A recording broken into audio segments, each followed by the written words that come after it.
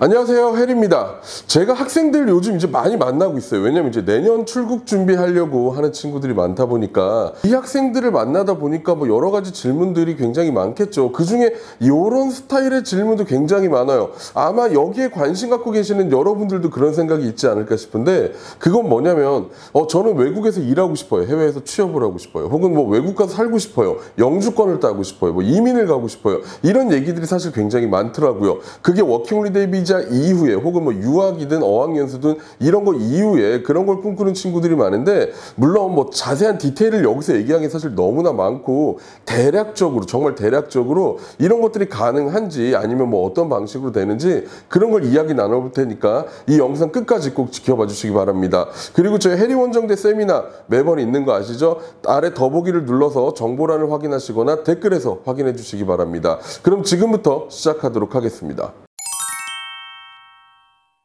워킹홀리데이 비자로 우리가 출국을 준비하는 친구들이 많습니다. 과거 같은 경우는 워킹홀리데이는 뭐 무조건 1년이었죠. 뭐 호주 같은 경우는 연장이 되기도 했지만 대부분의 국가들이 다 1년짜리 비자였습니다. 하지만 요즘은 여러분 어떻죠? 워킹홀리데이 비자가 호주도 연장하면 3년까지 연장되죠. 영국 자체는 비자가 2년이 나옵니다. 워킹홀리데이 비자가. 그리고 캐나다 같은 경우는 2년을 받고 2년을 추가해서 워킹홀리데이 비자로 무려 4년이라는 기간을 체류할 수가 있습니다. 그렇다 보니까 우리가 이제는 조금 다른 꿈을 꾸고 있는 것 같아요. 예전에는 워홀 갔다 1년 갔다 와서 뭘 할까를 고민했다면, 지금은 장기간 체류할 수 있는 여러 옵션들이 있다 보니까 내가 그 나라에서 살고 싶다, 거기서 일하고 싶다, 이런 생각들을 우리가 좀 하고 있는 것 같습니다. 근데 여러분 여기서 꼭 기억해야 될 게 있어요. 뭐냐, 내가 외국에 살고 싶다라고 생각했다고 하더라도 뭐 당장 영주권을 받고 뭐 이민을 가고 이거는 현실적으로 어렵습니다. 물론 뭐 이게 가능한 경우들도 있겠죠. 현재에 있는 누군가와 뭐 결혼을 한다든가, 시민권자들이요.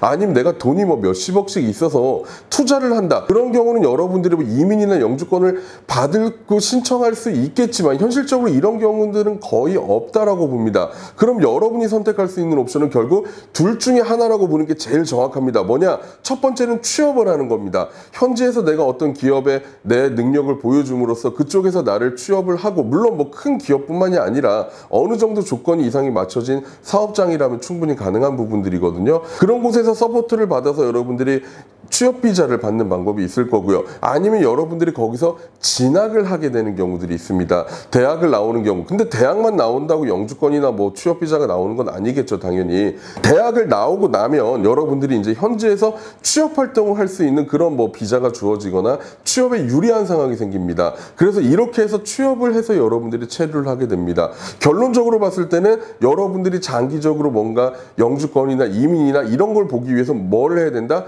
취업이라는 걸 여러분들이 현지에서 생각을 하셔야 된다는 이야기입니다. 그러면 이게 쉬울까? 사실 정말 어려운 부분이에요. 여러분들이 굉장히 많은 노력들을 해야 됩니다. 물론 국가마다 굉장히 다른 부분은 있어요. 뭐 어떤 국가들은 부족직업군에 속해 있어서, 어떤 국가들은 뭐 특정한 지역, 외곽 지역에서 뭐 사는 조건으로 뭐 이런 것들로 주기도 하지만, 보통은 일반적으로 봤을 때 내가 거기에 취업을 한다, 즉 그 나라에서 구할 수 없는 인재다, 뭐 그 나라에서 구할 수 없는 인력이다, 그러므로 우리가 돈을 많이 줄 테니 이 사람을 여기 취업시켜주세요, 취업 비자를 내주세요, 이게 보통이 돼야 되는 건데, 그게 이제 어렵다는 얘기인 거죠. 왜? 기업마다 정해져 있는 금액이나 연봉이나 이런 것들은 분명 규정이 있을 거거든요. 근데 그거를 넘어서 내가 훨씬 더 많이 받아서 취업을 해야 된다는 게 좀 어렵다라는 내용입니다. 근데 그렇다고 마냥 안 되냐? 그렇진 않아요. 뭐 노력에 따라서 하는 사람들도 있겠죠. 근데 그것도 우리가 영어권 5개국을 좀 보면은 영국이나 아일랜드 같은 유럽권에서 여러분들이 취업 비자를 받고 뭔가 일반적으로 내가 워홀 비자 간 이후에 그렇게 연결되는 케이스는 사실 거의 없다라고 보는 게 좋아요. 이 나라들 자체가 취업 비자나 외국인에 대해서 비자를 내주는 조건들이 조금 많이 까다로운 건 사실인 것 같습니다. 해외에서 취업을 노리려고 가는 국가들, 우리가 보통 신대륙이라고 하는 캐나다나 호주나 뉴질랜드 같은 이런 국가들로 여러분들이 눈을 돌리시는 게 맞을 것 같고요. 이런 국가들에서 여러분들이 뭔가 취업 비자나 이런 걸 준비하시려면 여러분의 역량도 키워야 되겠지만, 기본적으로 꼭 여러분 영어 점수, IELTS 점수를 여러분들이 준비하셔서 거기에 맞춰서 여러분들이 한 발 한 발 준비하시는 게 더욱 좋습니다. 그러면 지금은 뭐 신대륙 국가, 아까 얘기했던 호주나 뉴질랜드, 캐나다는 취업 비자가 받기 쉽냐? 그렇지도 않아요. 이게 일정한 사이클이 있어요. 항상 비자가 많이 나올 때 있고 있고 비자를 막는 타이밍이 있고 이게 왔다 갔다 하는데 지금은 비자를 막기 시작했습니다. 이 나라들이 막기 시작을 했고 아마 내년이 지나면은 더 많이 이제 비자가 막히지 않을까 싶습니다. 그리고 또 일정 기간이 지나야 다시 또 취업 비자나 영주권이나 이런 것들을 도전할 수 있는 기회들이 열릴 수 있다라고 보는 게 좋을 것 같습니다.